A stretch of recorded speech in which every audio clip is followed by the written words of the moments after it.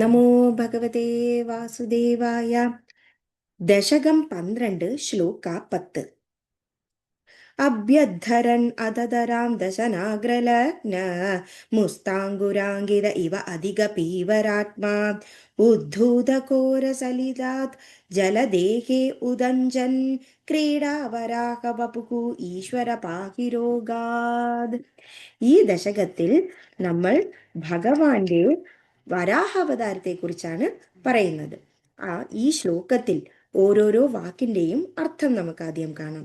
അഭ്യുദ്ധരൻ, മേലോട്ട് ഉയർത്തിയവനായിട്ട്, അധ അനന്തരം, ധരാം ധരിച്ചുകൊണ്ട്, ദശനാഗ്ര ലഗ്നം തേറ്റയുടെ അറ്റത്ത്, ഉസ്താങ്കുരാങ്കിത മുത്തങ്ങ എന്ന പോലെ, ഇവാധിക അത്രയും, പീവരാത്മ തടിച്ച ദേഹത്തോടുകൂടി, ഉദ്ധൂതകോര സുദ്രം ഇളകി, സലിലാജല മറിയുന്ന ആ ജലത്തെ, ദേരുദഞ്ചൻ പുറത്തേക്ക് വരുന്ന, ക്രീഡാവരാഹവപൂരീശ്വര ക്രീഡാവരാഹമൂർത്തി ഭഗവാൻ, പാഹി രക്ഷിക്കേണമേ, രോഗാത് രോഗത്തിൽ നിന്നും.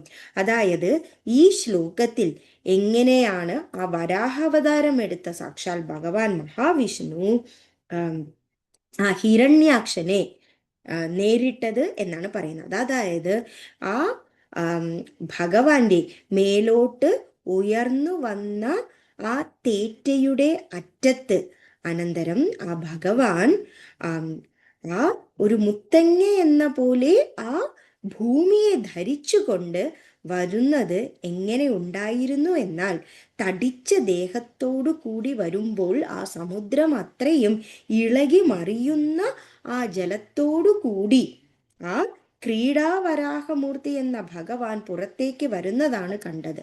അപ്പോൾ അങ്ങനെയുള്ള ആ ഭഗവാനെ എൻ്റെ രോഗങ്ങളെ എല്ലാം മാറ്റി തരയണമേ എന്ന് ഭട്ടതിരി ഇവിടെ അഭ്യർത്ഥിക്കുന്നു.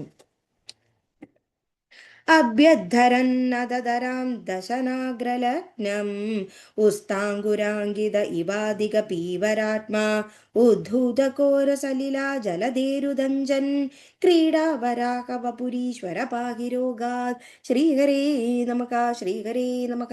ഗോപികാ ജീവനസ്മരണം ഗോവിന്ദ ഗോവിന്ദ. Thank U.